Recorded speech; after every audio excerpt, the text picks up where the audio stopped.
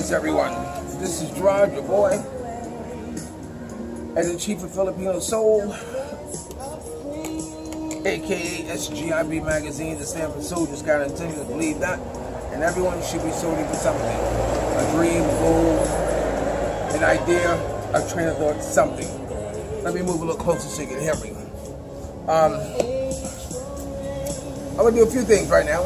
I try to do a live video, but unfortunately where I'm at, there is it's not a strong internet, so it gave me an option that I can still record a video, it just won't be live. So that being the case, I'd rather do it the old-fashioned way, just record it. The song you're hearing now is a very special song. A lot of songs I play are special songs to me, because music is the bookmark of our lives. And this books mark a very important time in my life, and it continues to be a bookmark in my daughter's life. This is the song that when my daughters were babies, their grandmother, Duchess, used to call them. And although they couldn't talk, couldn't say anything, she would always sing to them, I just called to say I love you. In fact, my daughter, she would send me a message with the song, or someone singing, I just called to say I love you. So it's very special. You're going to hear a lot of traffic. I'm at a resort in the Philippines. Don't ask me what the name of it is or what province I'm in. That's one habit I had heard from my mother, is not being able to pronounce names, or remember names.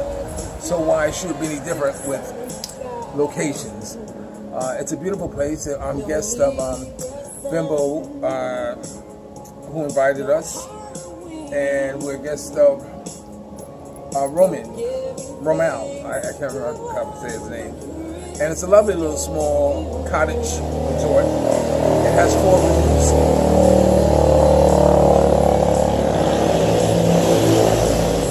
The ocean is literally right across the street.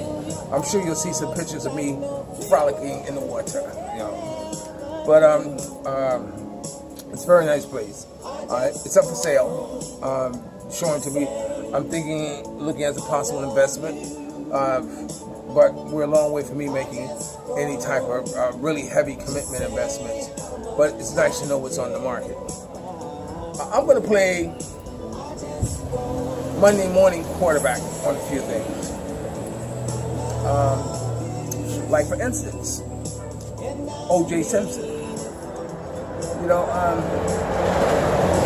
Every now and then, you might hear them catching a shot of O.J. drinking or doing something like this. There's a whole contingency who wants to see O.J. back in jail. So I'm thinking, well, O.J., you know what? Why don't you be a bigger man?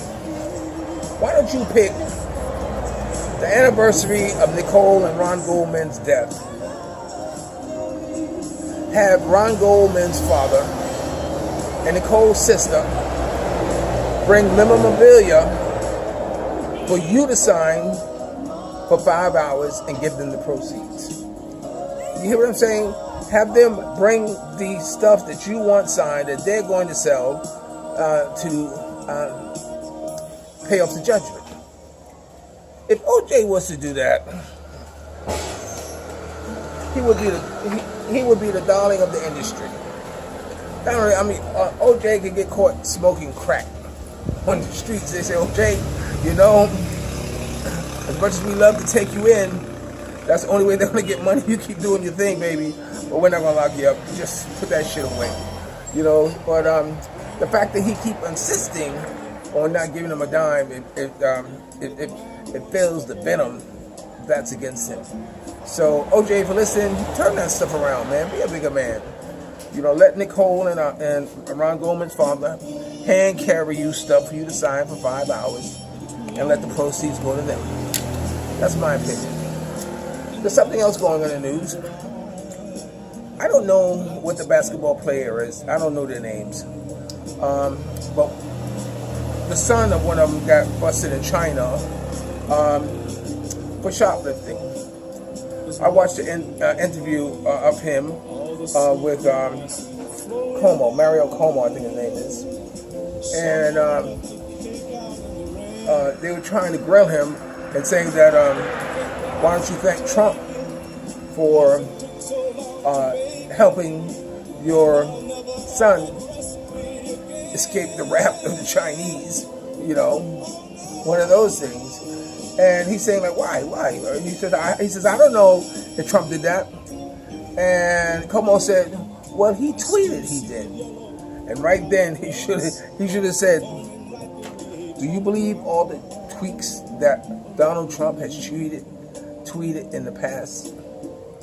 If you can sit there and tell me you believe everything Donald Trump has tweeted, then I'll apologize. But if you tell me that you cannot believe everything that Donald Trump has tweeted, then why should I be any different than you and believe his tweets? In the conversation. Stop dead cold. Okay, that's two. Another thing that I think that I've been with Reverend Dr. Al Sharpton for a long time. Not only our affiliation with the Godfather Soul, Mr. James Brown, I guess the best way to describe that relationship is that if Mr. Brown would have 3 rings around him. The first ring around him would be his inner circle. Inner circles such as Rev Al Sharpton, Bonnie Sweeney, and a number of others. And then there'll be Charles Barber, who's his road manager. And then there'll be another ring around him, his second ring. And that's where I would be. I would be in his second ring. I had enough clout to where it's that if Mr. Brown was playing anywhere in this world, and if you could assure me that you would show up, I could have your name placed on the guest list. Mr. Barber would put your name on the guest list, and you would be a guest of mine to go in and see the Godfather Soul perform. Okay? And then there's the third ring around him. The third ring around him is you. Okay? So, with that being said, I'm trying to give you an idea. I've been with Reverend Dr. Al Sharpton, the Sean Bell shootings, where Sean Bell was getting married the day before he was to be married, and was killed coming out of a hotel, a strip club in Queens. They didn't have any gun, but he was killed, and Joe Guzman and Trent Lott, I think, was also shot during that incident. I protested and covered that with him. I also covered the Amadou Diallo with him and marched and documented that, where Amadou Diallo was reaching for his wallet and was shot 41 times. So I was with him with that. I was also with him with Ralph Nader when Ralph Nader them were going at it. And going at it meaning that he was supporting Reverend Sharpton and trying to get votes, and as a result, it was close around Nader that Gore lost because of that block of votes that went to Ralph Nader could have gone to him, and as a result, the rest is history. I was also with Michael Jackson. I was the only photographer allowed in the office, where Reverend Sharpton, Michael had contacted Reverend Sharpton to help him because Sony was, I wasn't going to make this an entertainment thing, but anyway, that Sony had Michael felt he was being screwed because Sony wasn't putting the muscle that Michael Jackson was used to having behind him whenever he released a new project. He felt Sony was dragging their feet because Michael Jackson had put up the Beatles collection as collateral for the success of that project.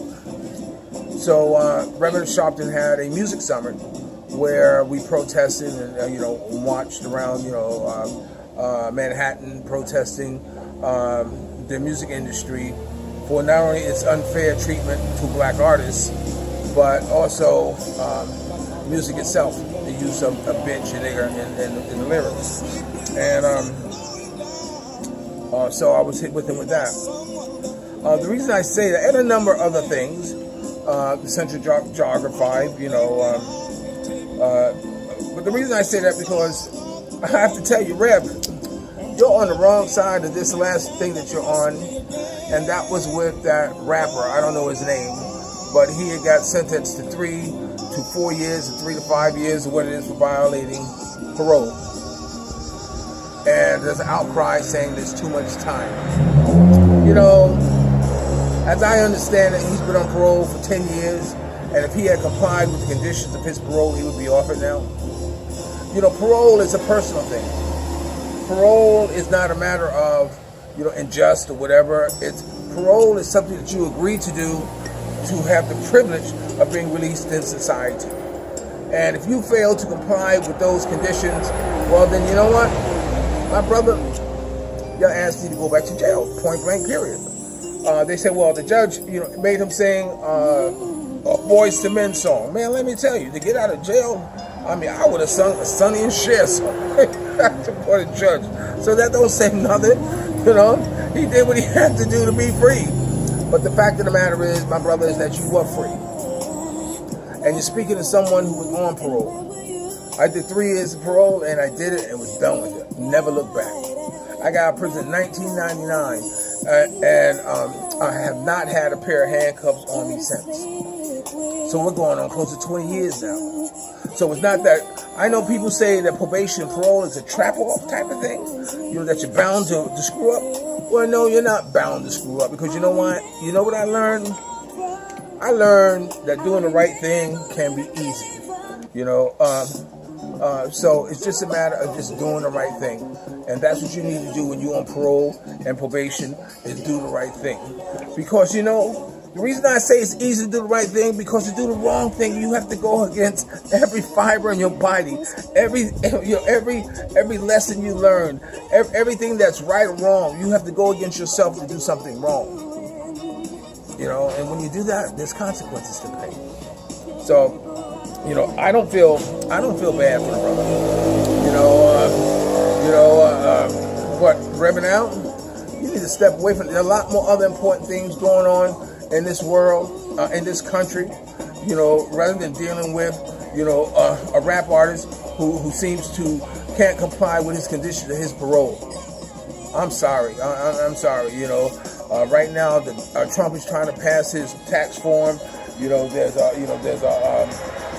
bills that they're trying to get passed to roll back.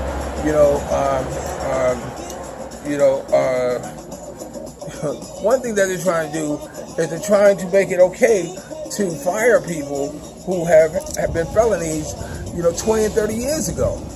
You know, because there was a time when you weren't allowed to ask that question or what have you, but they're finding out that now employers can go back and see if you did, and because of that, you know, they can fire you. So there are other things that you can fight about, Rev, rather than fighting about this Malik guy, whatever his name is, the rapper. Truly, you should. You know, now there's two things. A lot of you know I'm in the midst of a lawsuit that's about to settle, and it's settling. I am so disappointed in this attorney, and I'm not one to blow up, you know, to drag someone's name, because, you know, I just rather not. I can talk about the situation without mentioning the name, and you still get the full impact of what it is that going on. I injured my shoulder falling off a bench, to make a long story short. That wasn't repaired properly, and the fence that was protecting the bench was not attached, and I fell through and rotated my cup. Now, I used to do investigative work for this attorney, myself personally. I used to go into Queens, I used to go into Brooklyn, I used to go into Harlem and take depositions for people that he couldn't go into Harlem, or he didn't want to go into those places and take them. So I did it for him. So this happened in Long Island, and the only witness he had was a disgruntled employee for the county who disappeared. And the fact that he did not go the extra mile, not extra mile, just doing it. Just knocking on the doors right by the park and see if there's any other pictures of the bench, because they denied the bench was theirs. You know, but the thing that got me in my craw is that, you know, they're supposed to, they said, look, Gerard, this is the offer. If you're not, you're going to go to trial in December. Now, call me stupid, but I think if an attorney's representing you and it goes to trial, that the attorney should. I mean, when you agree on a trial date, says that you're going to be ready to go to trial. Well, he tells me there's going to be a trial in December. I say, okay, I reject it. Let's go to trial. He says, I'm not going to be around in December. So I said, what do you mean you're not going to be around in December? So it didn't make any sense. And so, he personally just gave up. Out of sight, out of mind. I'm in the Philippines. I'm in Las Vegas. There's no need to fight for him. So the case is selling for pennies. When I say pennies, I mean pennies. And it hurts me because I was really looking forward to this. To do a few things, and it's definitely worth. But the fact that he won't fight for me is very disappointing. And he's actually a member of the National Action Network. That I can only stop and have some sympathy or empathy for those who are going to have him represent him, because he's not going to get behind you. He's looking for that one multi-million-dollar class action suit or civil rights suit that's going to put his names in the history books. That's all he's looking for. But I'm very disappointed and extremely disappointed. But with that being said, I didn't tell you much about Vegas with Johnny, the retired police officer. I'm going to tell you it now because I got time now. It's a beautiful day. I'm chilling. I wish you could see the view of the ocean. You can see it changes colors where you can actually walk out a long distance and be knee deep. I went snorkeling, which is great. I went snorkeling, but let me tell you something. I see fish in that water. And when I see little fish in the water, they're big fish in that water. And that's all I kept thinking about. So I just a little paddle my little scuba thing right along the shore, not very far, it's great exercise. And that's that. But that's where I'm at. Anyway, talking about Johnny. When I was in Vegas, he wanted me to see him. I told him I didn't have transportation. I'm here on a budget. What time is it? Okay, I'm here on a budget. One of those type of things. So he says, if you want to make some extra money, come. He says, clear out my garage again and I can pay you. I said, okay, sure. That sounds cool. I said, yeah. I've done that before. We've been there before. I said, yeah, okay, let's do this. So I went there. To make a long story short, I spent 3 to 4 hours cleaning out his garage.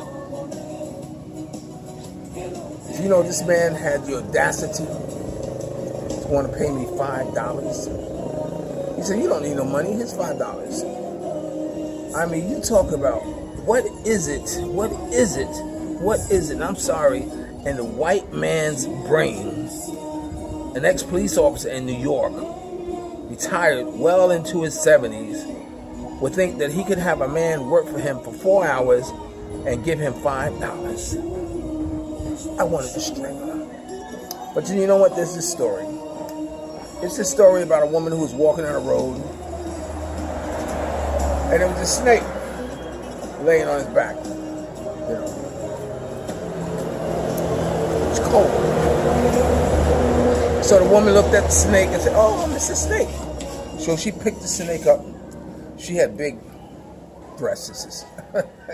So she put the snake in her breasts and started walking down the road. And the snake started to warm up. So the snake started moving. And then next, the snake hauled off and bit her right on the boob. And she said, oh, Mr. Snake, why did you bite me? Why did you bite me? And you know what the snake said? The snake said, you knew I was a snake when you picked me up. And that's the situation that was. It was my fault. I should have gotten the money in advance. But you know what? I don't think the worst of people. I give them the benefit of the doubt and kind of think the best of people. But I often get burned. But you know what?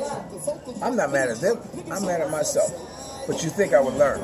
So anyway, I'm about ready to sign off now. It's funny. With Diamond. Oh, wait, before I tell you that. When I left New York, I made sure that I had $500. $500. When I landed here, the last week of the month, I figured I had the $500, that'd be enough. So when I got to Customs looked at my documentation and said, you can't enter the Philippines. And I'm like, what? What do you mean I can't enter the Philippines? What? I got a 6 month extension. He said, no, as far as we're concerned, you're still a visitor, and you need a ticket showing that you're going to exit the Philippines. I said, oh, really? I said, well, how am I going to do that? So I know I got $500. So I had to buy a ticket right there on the spot. Well, they said, we'll send you back to Korea, because that's where I just came from. I said, oh, no, Korea's fine, a transferring plane, but it's not. As far as I'm concerned, I don't want to stay there. So anyway, so I bought the ticket, and so I came back with nothing. I had to juggle a little bit, overdrawn my bank account, to be able to make ends meet, but I still ran out of money. And it reminded me of the time when I first came to the Philippines with that, and I ran out of money, And it was Diamond who actually fed me, took care of me, bought me cigarettes, and did all that to make sure that, I would see the next day. I guess the best thing to say. And sure enough, here we are at the end of this month, and she got on the grind. I mean, let me tell you. I mean, times were hard when I'm eating fish heads, roly-poly fish heads. So all I can think about that song, fish heads, roly-poly. So I'm eating fish heads. Oh yeah, so she got on the grind. She got a few bucks. She got food.